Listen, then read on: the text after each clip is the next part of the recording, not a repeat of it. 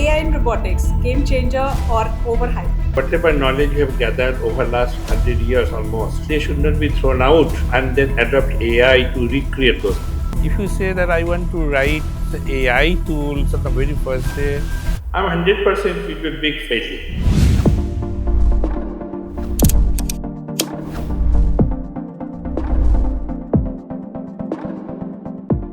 Hello, and welcome to Roboframes, the robotics podcast presented to you by NAMTECH.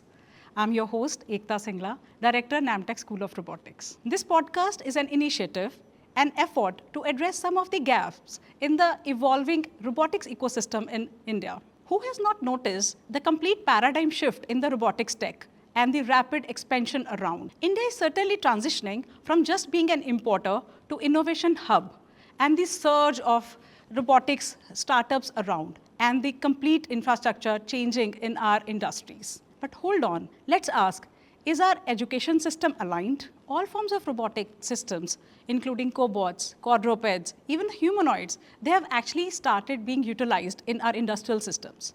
But the question is, have they taken their place in our curriculum? Have they come to our labs? Multiple questions and multiple doubts. This is exactly the focus of this particular podcast, where we will bring to you the best minds, academicians, scientists who are connected to us with our knowledge partners, the Robotics Society India. We are really thankful to them. So I welcome you all. Where joining with us is Professor Subir Kumar Saha. Welcome, sir. Yes. Professor Saha is the senior professor at IIT Delhi, presently the project director at HIFC and our founder and vice president at TRS, the Robotics Society. Welcome again, sir. Thank you. So here is my first question. So with this 30 years of your span in robotics education, how do you see this paradigm shift? I mean, particularly, was it really a surprise even for you, or you could actually foresee it even earlier? Very good question. When you asked about this paradigm shift, while any system is dynamic, so this robotics was also gradually changing, and for last 10-15 years, I see there is a lot of changes, developments in the country. But one thing I must mention, in last 3-4 years with the AI buzz, everybody is talking about AI in robotics, physical AI and stuff like that. And academic institutes, industries are all jumping onto it.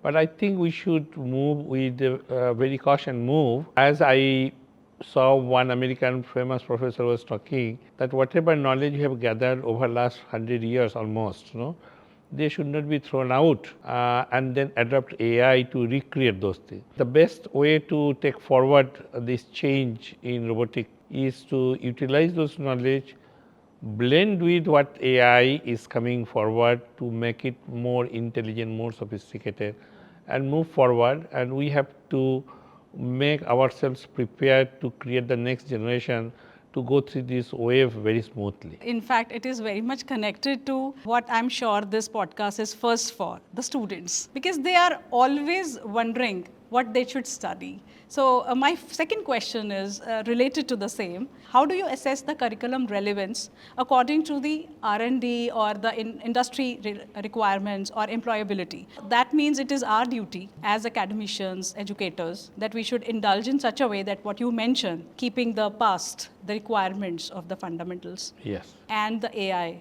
I see an analogy with our daily life. For example, when we are in the kindergarten or in the primary school, and we would love to write some essay or some sentences, but unless I learned ABCDs, how can I write sentences in English or our mother tongues? So here also ABCD of robotics must be learned. If you say that I want to write AI tools on the very first day, I'm 100% it will be a big failure.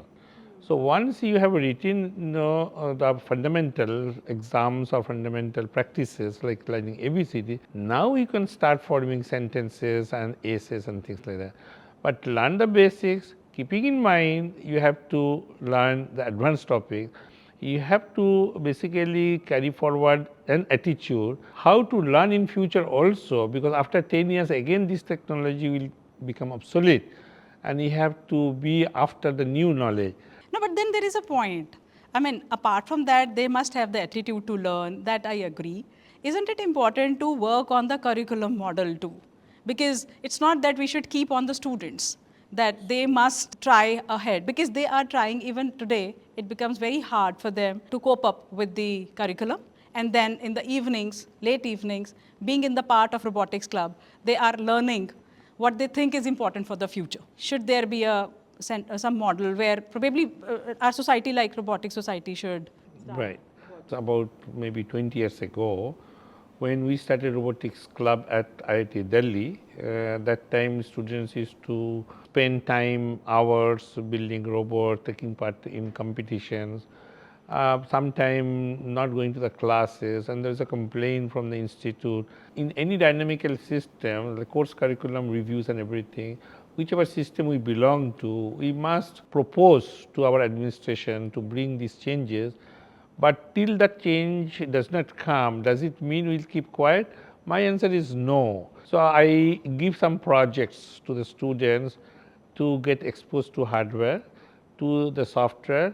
So till that formal changes don't come, let us adopt as a faculty, and let us through our robotics society or in other forums, we share with our colleagues to bring this hands-on training part as a part of learning activities. Absolutely, sir. In fact, I'm sure that this is one of the takeaways. Practical learning is the key. Sure. But that comes with a cost. Yes. What should be their preference in the infrastructure or the tech which can be purchased in the institutes? Normally the educators, because somebody may like to just spend crores or lakhs. Not everyone can spend. So is there any specific, further takeaways for them in this line? Okay, here my suggestion would be, start small. When I say start small, there are the motors, small DC motors available, some metallic frames are available. You buy some low cost items, build things like people make, students make, line following, they call it robot, but actually it's like a toy. Let your hands be dirty with those things, and get some exposure. So my suggestion is twofold, rather threefold actually. The first is students or the professors should buy low cost things, make things, break things. Second is, take part in various competition. I have a philosophy called competition based education, because competition is important compared to practical lessons in the laboratory classes, because in laboratory classes you make things, but you do not know how good or bad until your teacher says this is good or bad. But teacher saying good does not mean it will survive in the industrial scenario, no. But competition almost replicates the industrial scenario, no. When you have a best technology, but still you may lose the game. And here my favorite example is difference between coconut water versus Coca-Cola. We all know coconut water is very healthy for us, but which sells more is Coca-Cola, right? So that way, three phase: start building something with whatever is available. The second is take part in competition. Need not be national level competition. You can have in a class, 3 teams are participating and competing.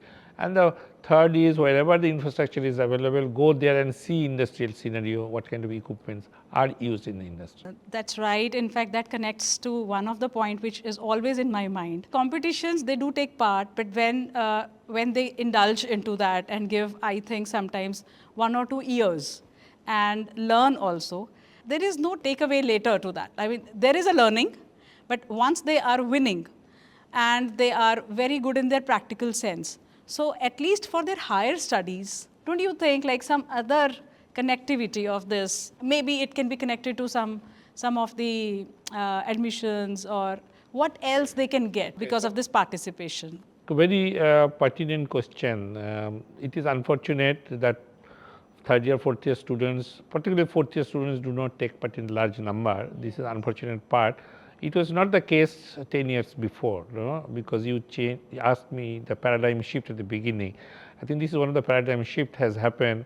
If a student's taken part in robotic competition and then they come to me for final year project, almost every engineering colleges has a final year BTech projects kind of thing, right? I said, did you take part in robotic competition? They said, yes. I said, your project should be around that topic. They would say, sir, it is done. I have won or lost, whatever it is. I said, okay, you lost. Why you are lost? No, sir, that bolt has broken actually. I said, that is your BTech project. Why bolt was broken? If you have designed properly, the load condition taken, if you did the refi analysis properly, so can you redesign it and tell me what is the correct one? So obviously not everybody have been patient enough to take it forward. So those gone, they have left out. But for those who continued, it took 10 years for me from there, like BTech project, someone did it. Following year, another set of students did another BTech project. So doing this 10 years after, we could actually commercialize a product, licensing a product to the company. So here I think faculty has a very important role to play. You have not published anything, you have not patented anything. If you work another 6 months with me in improving this competitive thing, you may publish a paper so that higher studies you will get an acceptance very fast. Then they may think it's the same boring thing. I said, no, it's not boring thing. I will give some new values to you. So there I have to be innovative enough to do this. If I think, no, I wouldn't like to spend time, then sorry, it will not happen. Do you think I'm not saying the faculty, I'm also a faculty, are keeping pace with the advancements or the technology required? Because we are the ones who have to actually keep them aligned. So first, or maybe a takeaway or your advice to our educators that how can they keep themselves upskilled? Okay, so you have asked very, very difficult questions, to be very honest. They do keep pace for sure, but the end objectives are different, right? Someone thinks that I should be working with these upcoming technologies, update myself in order to prepare first promotions, then administrative positions, then awards, rewards, what not actually, right?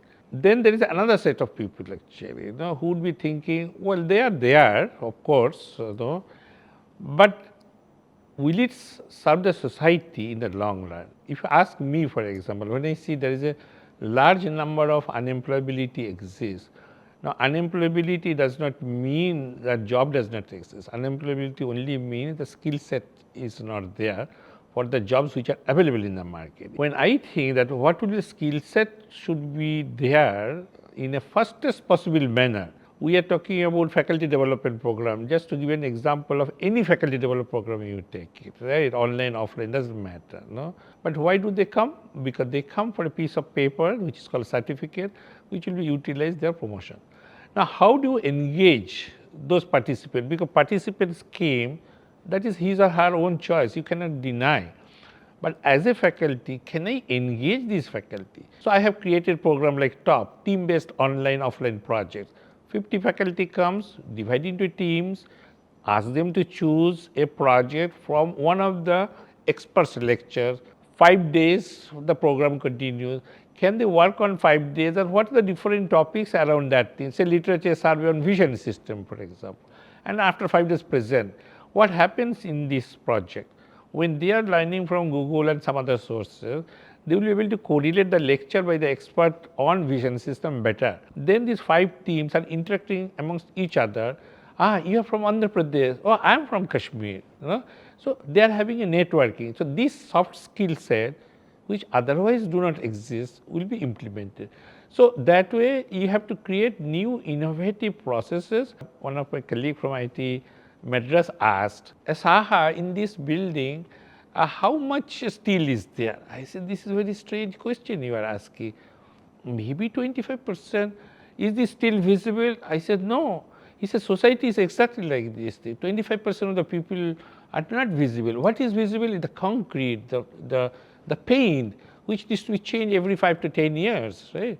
So it's your choice. Like I give this thing analogy with my mother, for example, or my wife, mostly ladies in the society. They are mostly not visible, but without them, I think no child is born to the best possible manner. Thank you very much, sir. We are glad to have you in our first episode, and I'm sure that will be very helpful for our audience too, and where this crux is the takeaway.